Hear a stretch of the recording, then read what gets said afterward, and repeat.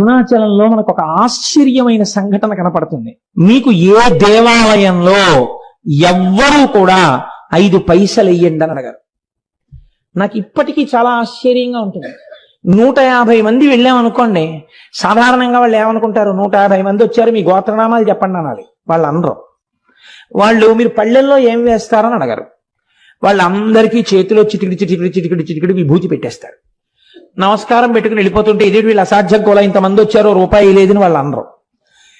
అర్ధరాత్రి 1 గంటకి 2 గంటలకి ఒకే ఒక విదేశీ వనిత వర్షం పడుతుంటే అరుణాచలానికి గిరి ప్రదక్షిణం చేస్తూ వెళ్ళిపోతూ ఉంటుంది. ఎవరండి? హిందూ మతస్థులు కారు, విదేశాల నుంచి వచ్చినటువంటి ఎందరో వనితలు, నిండు యవ్వనంలో ఉన్న వాళ్ళు వర్షధారలలో తడిసిపోయిన బట్టలతో ఒక్కరే గిరి ప్రదక్షిణం చేస్తుంటారు.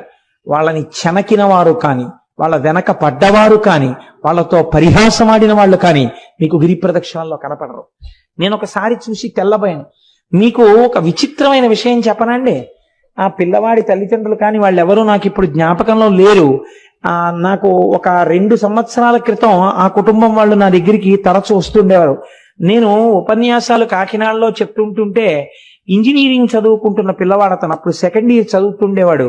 నేను తరచూ చంద్రశేఖర పరమాచార్య స్వామి వారి గురించి చెప్తుంటే అతను నా దగ్గరికి వచ్చి అడిగాడు, నేను మీ ఉపన్యాసాలు విని కించిత్ ప్రేరణ పొందానండి, నేను మీకు చంద్రశేఖర పరమాచార్య స్వామి వారిని గీసి ఇవ్వాలనుకుంటున్నాను, ఎటువంటి చంద్రశేఖరులు మీకు కావాలని అడిగాడు.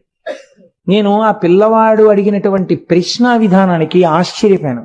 అంటే నేను ఎలాంటి చంద్రశేఖర పరమాచార్య స్వామిని వారిని కోరితే అలాంటి పరమాచార్యుల వారిని గీయగలవా అన్నాను. గీస్తాను అన్నాడు. నేను తెల్లబోయాను. పరమాచార్యుల వారి ఆచమనం చేసే విధానం చాలా ఆశ్చర్యంగా ఉంటుంది. 2 మోకాళ్ళు ఇలా పెట్టి 2 మోచేతులు మోకాళ్ళ మధ్యలో పెట్టి కమండలం కింద పెట్టి ఆచమనం చేస్తారు. ఏది అలాంటి బొమ్మ గీయన్నాను. మీరు నమ్ముతారా? అతను ఒక వైట్ కార్డు బోర్డు మీద పెన్సిల్తో చక్ చక్ చక్ చక్ చక్ చక్ గీసాడు. అది గీసేసి నాకు బహూకరించాడు, పేరు రాసి. నేను తెల్లబోయి అది ఫోటో కట్టించుకుని ఇంట్లో పెట్టుకుంటే ఇప్పుడు సుబ్రహ్మణ్యోత్సవాలకి రాబోతున్నటువంటి స్వరూపానందేంద్ర సరస్వతి స్వామి వారు భిక్షకి మా ఇంటికి వచ్చారు. ఆయన వస్తూనే తిన్నగా ఫోటో దగ్గరికి వెళ్ళిది ఎక్కడిది నీకని అడిగారు. అడిగితే నాకు ఒక ఇంజనీరింగ్ స్టూడెంట్ గీశాడండి అన్నాను. నువ్వు ఏం అనుకోకపోతే ఇది నాకు ఇచ్చేయగలవా అని అడిగారు. తప్పకుండా తీసుకోండి స్వామి అన్నాను. ఆయన వెంటనే తీసుకుని కళ్ళకద్దుకుని తన పరివారానికి ఇచ్చి ఇది మన పీఠానికి చేర్చండి అని ఇచ్చారు. ఆ పిల్లవాడు అరుణాచలం వెళ్ళి నాకు ఫోన్ చేశాడు, నేను అరుణాచలం వచ్చానండి, గిరి